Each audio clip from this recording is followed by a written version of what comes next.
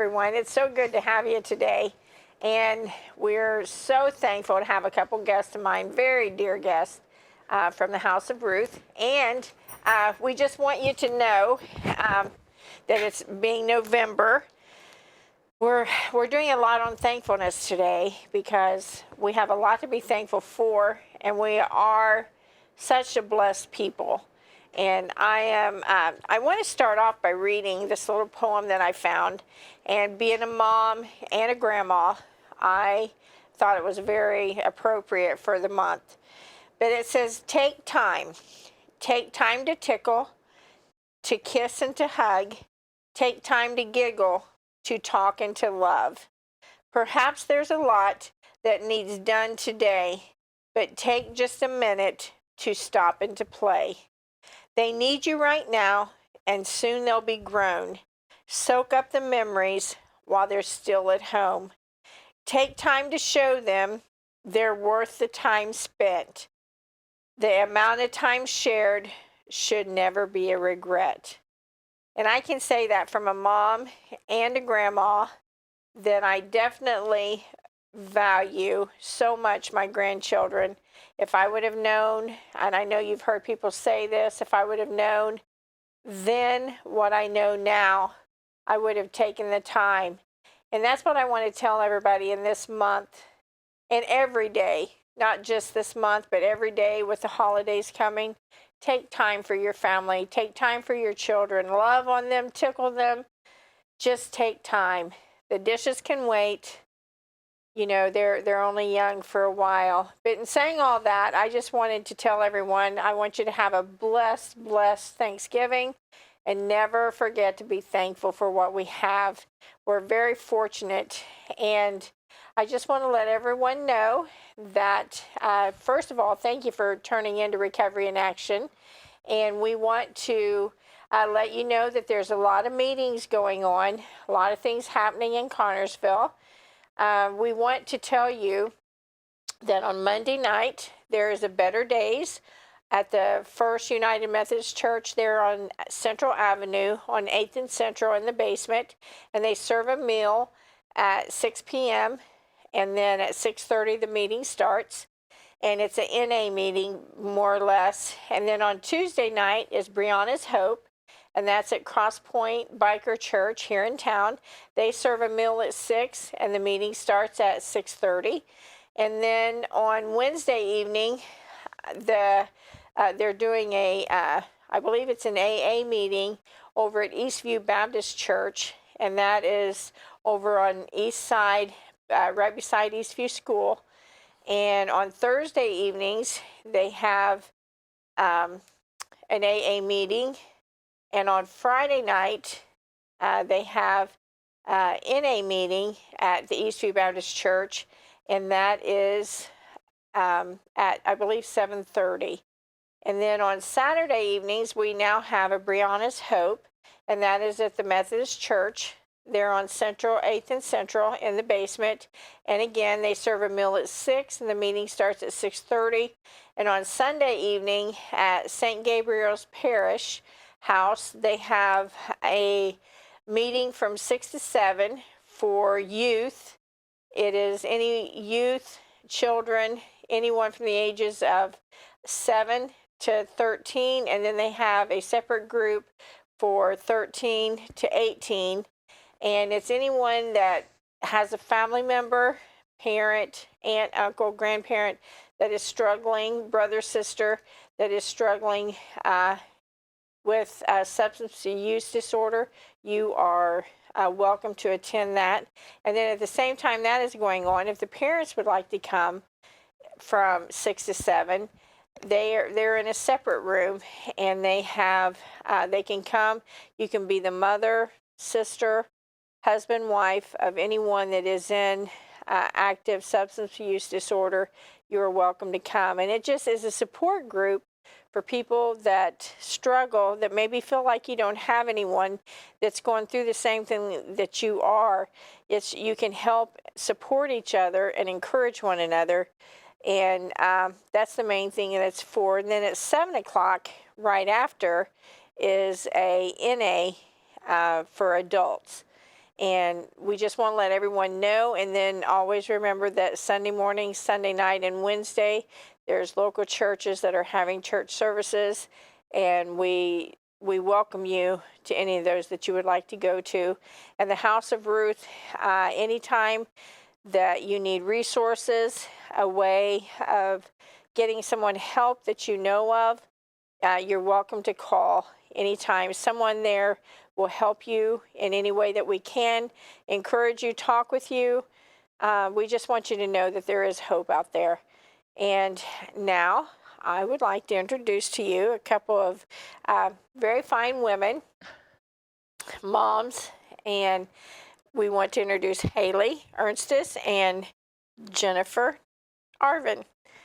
They're from the House of Ruth, and I was telling them that I wanted to come on the show because I want them to tell you why they're thankful and the reasons that they're thankful and the way that they are blessed, and just give you a little bit of story on how they are doing, where they came from, and how much that God has changed their life. Haley, it's good to have you today. Hello. Well, today I'm thankful for recovery. Yes. I'm thankful for the resources that are in this town and the resources that you have to offer people like us. I mean, I'm very thankful to be able to wake up every day and just have food, shelter. The little things is what I'm really thankful for right now. Spending time with my kids versus before, I'm able to cherish that, and it's just amazing, really. It is, isn't it? Mm-hmm. I think we forget sometimes when we're in active addiction that you don't remember the little things like that. And then when you become sober, as people call it, you look back and you're like, wow. And that's like this little poem, that I was reading, taking the time. Now that time is precious to us. It's precious, and we value it because we see, what addiction what it's taken from us. Yeah. Not just what it does to us, but what it takes from you. And just tell us a little bit about your journey. My journey, well, this is not my first time being in recovery. I've tried many times before, and I stumbled and fell. And the biggest thing, though, is that I was able to get back up. And many people do stumble and fall. I'm thankful that I was able to have another chance. But this time in my recovery, just being willing to do more than what I'm required to do has been like the key thing for me. Mm-hmm. I find joy and peace in that, and taking that extra mile to do something or to help somebody else, or not only that, but to invest in myself. That's been something that I've learned along this journey. I've went through a lot of things in life, a lot of traumatic things that I couldn't really have prevented at the time. But I've realized, in recovery, what it means to me is to be able to go through struggles and things without having to use a substance. And coping skills. Yeah, coping skills. Yeah, and that's what you teach us and give us the resources to do. It's not that things aren't going to happen. It's how we react to them. Yeah. And that's so true, because living life on life's terms isn't always easy. Yeah. In addiction or being, sober. It's one of those things, life, it's not always fair, mm-hmm. And you have to deal with things, but the response of how you deal with things can make or break an entire situation. Absolutely. Absolutely. So Jennifer, tell us a little bit about your journey and what recovery and being blessed means to you. That's a lot. Well, I'm going to start off with being thankful. Yeah. I'm thankful to be sober. I'm thankful to be at the House of Ruth, you know, I'm thankful for you for coming and pulling me out of a mess when nobody else would come. And I thank you for that. And I'm thankful just to not be in the mess that I was in. For so long, so many years of my life, I lived in a mess. And it was a very hopeless situation. And I'm glad that I have hope today. I'm glad that I have life today. And that I'm full of life and full of love. And I'm thankful for that. And laughter. Yeah. Because you can't be around Jennifer and not laugh. Yeah, I know you guys like the way I talk, so, you know. It's that Southern style. Yeah, everything's better. That's right. Joy, what is it? A merry heart doth good like a medicine. Medicine, So yeah. we definitely For have sure. a lot of good medicine. Yeah. I always tell people if you don't laugh about it, you'll be balled up in the corner somewhere crying, Yeah. for yeah. sure. So, Yeah. but anyway, I spent half my life as a drug addict. 16 years I spent as an IV user. And the only cure and the only solution that I found was God. Yeah. He has filled every void that I ever had in my life. Every bit of hurt and trauma that I had, you know, was only healed and fixed by the good Lord. So I'm thankful for that. I'm thankful, you know, to be that blessed. Yeah. You know, to be so blessed that, you know, I have a place I call home. That's the House of Ruth. You know, I have a family. And I'm thankful. Yes. I'm thankful, you know, because before I didn't have all those things. Yeah. You know, and I have a family now, and I have people who really care about me now and who really love me now. And I have, you know, God's restoring everything in my life and better than it's ever been. Yeah. So I'm thankful for that. And Well, you know, we talk a lot because we are in the community a lot. We're out and doing things, and like Haley was talking today, she, you know, seen a woman walking with a trash bag of clothes, and I know you've stopped, and we try to encourage people, you know, and this time of year, you know, and I know I've heard so many people say this that has been in the home, you know, to not have to be finding a place to live right now. I mean, yes, it's, you know, winter is not even fully here yet, and we have so much to be thankful for, and we're such a blessed community, and even if you're not blessed, if you're in the community, you feel like you're not blessed. I mean, there's food pantries, there's churches that's serving food, there's meetings that is serving food. I mean, the Salvation Army is serving food. We help down there. I mean, there's so many things, and it's a giving community. But, you know, it's all in how you look at it and how you perceive, you know, what's going on. And I know so many people, you know, they're so willing to give. And sometimes people don't need a lot. They just need, like the lady told you today that you were speaking with, you know, she said, you'll never know how much. And all you did was pray with her and, you know, give her a hug. Gave her some phone numbers and gave her some phone numbers to meet, you know, to be able to meet people and talk to people. And just because of people are maybe homeless or down on their luck, or it doesn't mean they want to be there. Did you want to be there? No, I didn't want to be there at all. It was just, it's miserable. yeah, so many things happened that was out of my control. Yeah. You know, just like losing a job, and there you are. Yeah. You know, I remember sleeping on the sidewalks in the wintertime in Lexington, Kentucky. Yeah. And it being so cold. Yeah. You know, and And this is real. yeah. This isn't like a show that we're watching on TV, which I know you're watching this show on TV, but there are people that are hurting. Yeah. That are out there.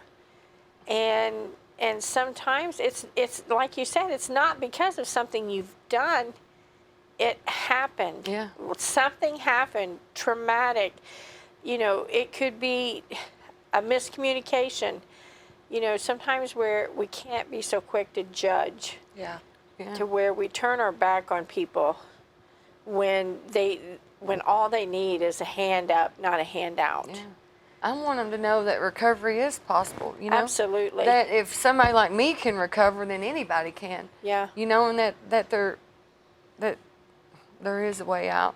Yeah, there is. You Yeah, know? there is. And Offering hope instead of dope. yeah, That's Yes. hope dealers. We're your Yeah, we're- neighborhood hope yeah, dealer. We're hope dealers, not dope dealers. No, but it's so serious, like you'd said, you know, people think that there isn't a way out. And when you're in your addiction, or not even just that, you can be depressed, or you can be and more than just addiction, you know, and you feel like there's no one to help you. There's no way to get out of this. And there's, you know, that you're not worth it, or, you know, that too much stuff has happened to you that you can't fix it. There is people that Yeah. really want to help, and there's people that get that enjoyment out of being able to help and to reach out. And even if you feel like you can't do something for somebody right now, you can do something by smiling.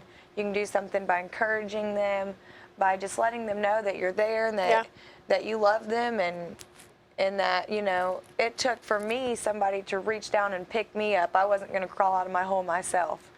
You know, and sometimes that's what we need, is that extra push. We need people. Absolutely. Absolutely.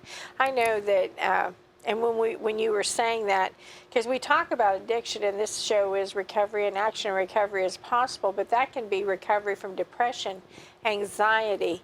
You know, there's so many things that, you know, yes, we focus on opiates and all the crisis, and I get that, but there's so many, suicide. I mean, there's so many things happening right now that we need help from. I mean, listening to people's cry. Like you said, you couldn't have crawled out by yourself. It took someone saying, "Come on, I'm taking you." Yeah. You know, because you'd have laid in your bed. Yeah. You know, and that's what we have to listen to people. Recovery, for myself, it meant recovery from all things. Recovery Yes. from my stinking thinking, recovery from my bad attitude, recovery from my anger, my bitterness, my depression, anxiety, all those things. Yeah. And there was only one cure for me. Because it all goes together. I mean, what is the saying that we use? Misery loves company. Yeah. And it's like the one pastor preached Sunday when he was talking, and he said, you know, I mean, like the prodigal son when he came home, I mean, it took a lot, his pride. He had been, you know, rejected by his friends. When he had money, everybody wanted to be around him. But then after he had lost everything and wanted to go home, then he had to think on those things. And the way that was brought out, and that is so true, you know, sin and addiction and all these other things we're talking about, it paints a pretty picture. Yeah. You know, he comes in sheep's clothing. You know, he paints a very pretty picture, but it's that end result that you're not expecting. Yeah. I mean, your children being taken, your home being taken, you've lost everything, your dignity, you know, your self-esteem, your self-worth, your job. I mean, and then you're just there, Yeah. you know, and what do? You're existing, you're not even living. Yeah. And you get to a point to where people just, I mean, you get to a point to where you just feel like nothing can help you. And, you know, there's a lot of resources today. There's a lot of people that want to help. And it does, something I've realized in recovery and addiction was that what I did affected other people. And it can be in a good way or a negative way. You know, in my addiction, I affected everyone around me when I thought I just was hurting myself. But I was affecting everyone else, whether I was using in front of them or not, you know, in a negative way. And now in my recovery, I can help people and impact in a good way. Because what I do does affect the next person, and what they do affects the next person. And so it's important to lead by a good example and to do the right thing. And when you do mess up, it's all right. You just got to try harder and, you know, try to do better the next day. That's what I do. I mean, Well, it's like you said a while ago, you have failed before. yeah. You know, or I hate to call it failed. You had a setback. Yeah. You had a setback because I believe when you fail, you just completely stop. Yeah. You just stop. But you had a setback, but you got back up Yeah. and you dusted yourself off. Was it easy? No. Absolutely not. Our pride, because no matter how low you are, there's that voice in you that says you don't need them. Yeah. You can do this yourself. And in essence, what it's going to do is kill you. Yeah. Because you have to have help. Yeah. I mean, you just have to have help, and that's what we do for each other. That's how we communicate. That's how we show love.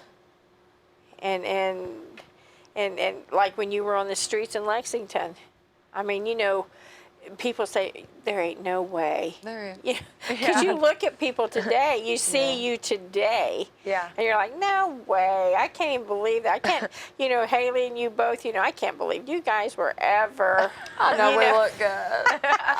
I mean, you just got the look going on.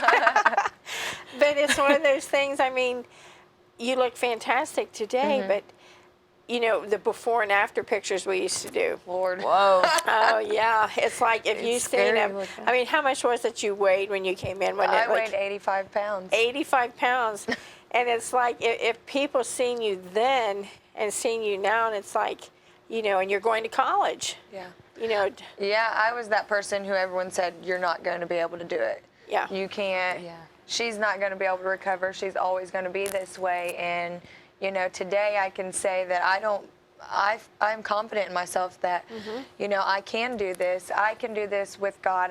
He's my higher power. And I don't have to carry around all those burdens, and I don't have to carry all that guilt or that shame, because that's not who I am today. Yeah. And, today I'm going to school for Christian ministry because I want to work with kids and to let them know that, there is a way that you can make a choice to do better in life, and so that they don't, if you don't know, then if you don't know any other way, or if there's no one there to encourage you as a child, then when you get older, that's how you're going to be. I mean, it's going to be hard and rough to turn around once you get to be my age, but it's possible. So that's my goal, is to work with kids, and I have 3 of my own kids that I have put through things myself by my own choices, and today I can say that I'm breaking that cycle.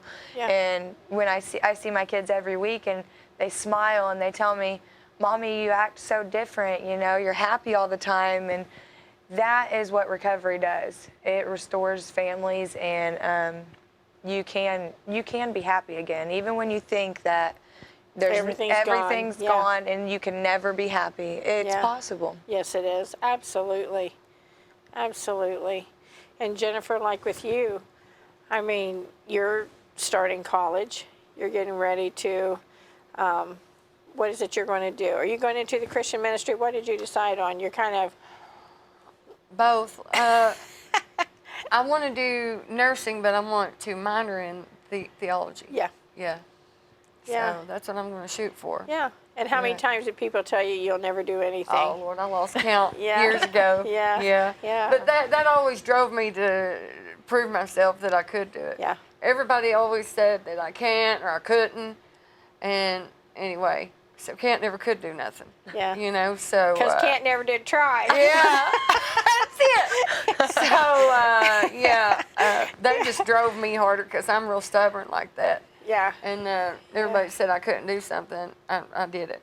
Yeah. And so. But so many people, when you hear that so much, it's easier to believe the negative. Believe it. Yeah. Yes. It's easier to believe it and don't try. Yes. And that's the main thing, is there's always hope out there. There is. As long as there's breath in your body, and we can't give up on that thing. But like we were just saying, if you don't have someone It's hard. helping you, or if you don't have someone encouraging you or pulling you out, That negativity, it's like it's contagious. Once you let it, you dwell on it, everything that's spoken of you over and over and over, and then it takes root, and then the enemy isolates you. And then once you get isolated, that's when things can penetrate. He isolates so he can penetrate. Yeah. And that's when you start to lose everything that you've Everything, had. yeah. Yeah. You know, and that's the way I was for so long, you know, all these words that were spoken over me, you know, and negativity that was spoken over me for so long, you know, I started to believe it. Yeah. And then I started shutting myself off from people, even family. And because I didn't believe I was good enough to even be in my own family.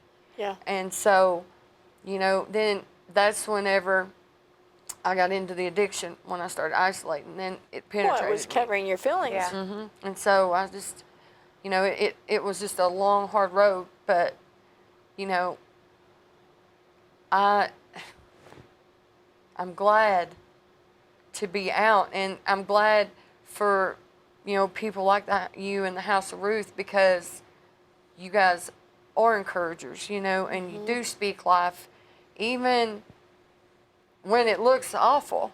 Yeah. You know, even in the midst of the chaos, you know, you still come in alongside of us and speak wisdom and speak life and help us and pray with us, you know, and that's what we need, especially in recovery, you know, because It's hard. to heal from everything Yeah. and to go Yeah. through everything and not mask it, it's a learning process. And, you know, we need seasoned people in our lives to help us. And, you know, I'm glad that we have you all in the House of Ruth. And you're being so nice when you say seasoned. What she's meaning is I'm older. Shoot, you don't look a day over 29. Oh, yeah, right. A couple times.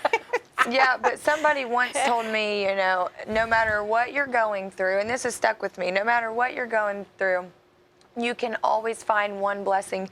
And if you try to look at that one blessing versus all the things that you haven't done or need to do or can't do right now where you're at in life, look at the one thing that you can do and look at the one thing that you can be thankful for, and you'll watch it just grow. It will. Absolutely. And that's just a little bit of words of encouragement from me. Oh, yeah, you did good. You did good. That's good. It's like, I think I heard it said, whatever you're not thankful for, you're going to lose. You know what I mean? Yeah. Whatever you don't take. I just heard it yesterday. Yeah. And it was saying that. Whatever you're not thankful for, or whatever you don't have gratitude about and the right attitude about, You'll lose it. You'll lose it. Yeah. You know, it's Yeah. like you're neglecting it. So. Yeah. And you know, that's one thing too. And a lot of people, because if you can find one thing that you're thankful for or blessed for, you're going to find another. Yeah. Because then when you think on that, you think, well, yeah, now I have this and so Yeah. on and so on. But sometimes we have to make ourselves think Yeah. Yeah. on the things that we have. Like when women in recovery or men in recovery, they say they're in a facility and they complain about that place the entire Yeah. time. Well, stop complaining and get you a pen and paper and write down all the good things. Yeah. Yeah. All the things that helped you while you come to that place, you know, that Yeah. facility or whatever. Yeah. So if you do that, then Well, yeah. yeah. Because the pros and cons, because it Yeah. can always be worse. A lot of people Yes. says, "Well, it can't get no worse."